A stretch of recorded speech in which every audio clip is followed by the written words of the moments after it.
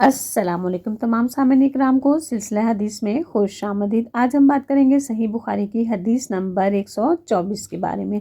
اس حدیث مبارکہ میں کچھ مسائل کا ذکر کیا گیا ہے جو حجاج اکرام نے حجۃ الوداع کے موقع پر نبی پاک صلی اللہ علیہ وآلہ وسلم سے پوچھے، اور نبی پاک صلی اللہ علیہ وآلہ وسلم نے انہیں ان کا کیا جواب دیا، جاننے کے لیے چلتے ہیں حدیث مبارکہ کی طرف، اور پھر اس کے بعد حدیث مبارکہ کی مختصر وضاحت اور اس سے حاصل شدہ اسباق کا جائزہ لیں گے۔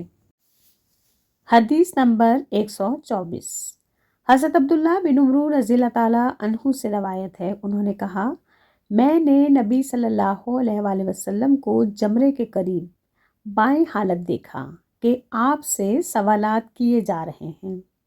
چنانچہ ایک شخص نے کہا، یا رسول اللہ، میں نے رمی سے پہلے قربانی کر لی ہے۔ آپ نے فرمایا، اب رمی کر لو، کوئی حرج نہیں۔ دوسرے نے دریافت کیا، یا رسول اللہ، میں نے قربانی سے پہلے سر منڈوا لیا ہے۔ آپ نے فرمایا، اب قربانی کر لو، کوئی حرج نہیں۔ الغرض کسی بھی چیز کی تقدیم و تاخیر کے متعلق سوال کیا گیا تو آپ نے اس کا جواب دیا، اب کر لو، کوئی حرج نہیں۔ یہ دراصل حجۃ الوداع کا موقع تھا، اور نبی پاک صلی اللہ علیہ وآلہ وسلم خاص طور پر منا میں ان لوگوں کے لیے کھڑے تھے جو آپ صلی اللہ علیہ وآلہ وسلم سے حج کے متعلق مسائل پوچھ رہے تھے۔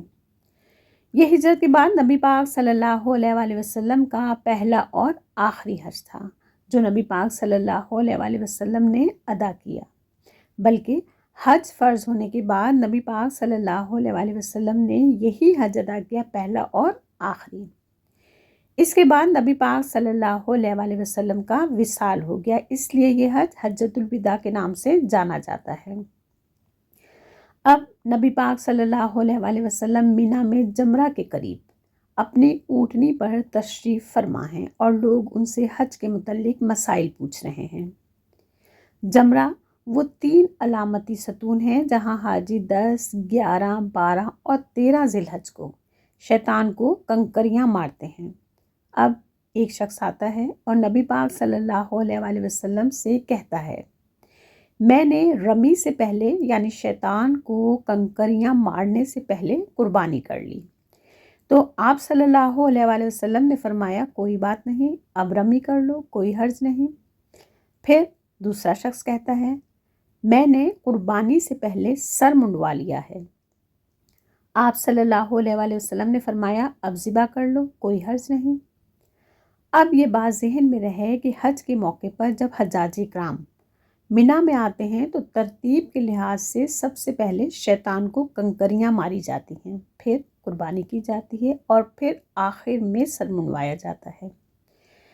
اب ایک ہی دن میں ایک ہی مقام پر یہ تمام کام کرنا اور ہزاروں کی تعداد میں لوگوں کا جمع ہونا، تو ایسی صورت میں اگر کسی سے بے ترتیبی ہو جائے تو اللہ سبحانہ تعالیٰ کی طرف سے اس کی معافی ہے، اور حاجی کا حج بھی اللہ تعالیٰ کی بارگاہ میں قابل قبول ہے۔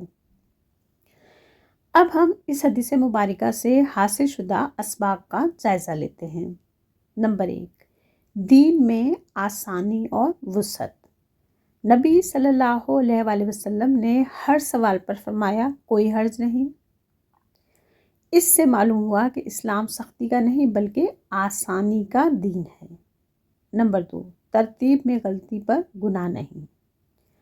حج کے بعض اعمال جیسے رمی، قربانی، حلق اگر آگے پیچھے ہو جائیں تو گناہ نہیں، شرط یہ ہے کہ یہ غلطی بھول یا لا علمی میں ہو، جان بوجھ کر دین کو ہلکا نہ سمجھا جائے۔ نمبر 3، نبی صلی اللہ علیہ وآلہ وسلم کی شفقت اور حکمت۔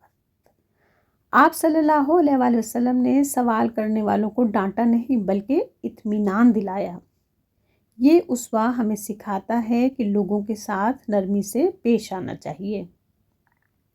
نمبر 4، شریعت کا مقصد مشقت نہیں۔ شریعت کا اصل مقصد بندوں کو تنگی میں ڈالنا نہیں بلکہ عبادت کو قابل عمل بنانا ہے۔ نمبر 5، شک و وسوسے سے بچنے کی تعلیم۔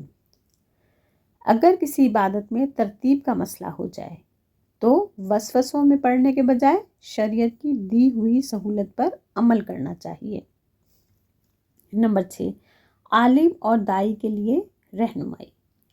دین سکھانے والے کو چاہیے کہ وہ حالات کو سمجھے، سختی کے بجائے رخصت بیان کرے اور لوگوں کو دین سے بدظن نہ کرے۔ نمبر 7، سوال پوچھنے کی ترغیب۔ صحابہ رضی اللہ تعالیٰ عنہم نے کھل کر سوال کیا، جس سے معلوم ہوا کہ دین سیکھنے کے لیے سوال کرنا باعث اجر ہے، نہ کہ عیب۔ امید کرتی ہوں کہ یہ حدیث مبارکہ بھی ہم سب کے دینی علم میں اضافے کا بہترین ذریعہ ثابت ہوئی ہوگی۔ بس اللہ سبحانہ تعالیٰ سے یہی دعا ہے کہ اللہ پاک ہم سب کو دین اچھے طریقے سے سمجھنے کی اور اس پر عمل کرنے کی توفیق عطا فرمائے، آمین۔ اگر ویڈیو پسند آئے تو اسے لائک اور صدقہ جاریہ کے طور پہ شیئر کرنا ہرگز نہ بھولیے گا، اور اگر چینل پر نئے ہیں تو براہ مہربانی چینل کو سبسکرائب کرتے جائیے۔ اس کے ساتھ ہی اجازت دیجیے، انشاءاللہ پھر ملتے ہیں۔ اللہ حافظ۔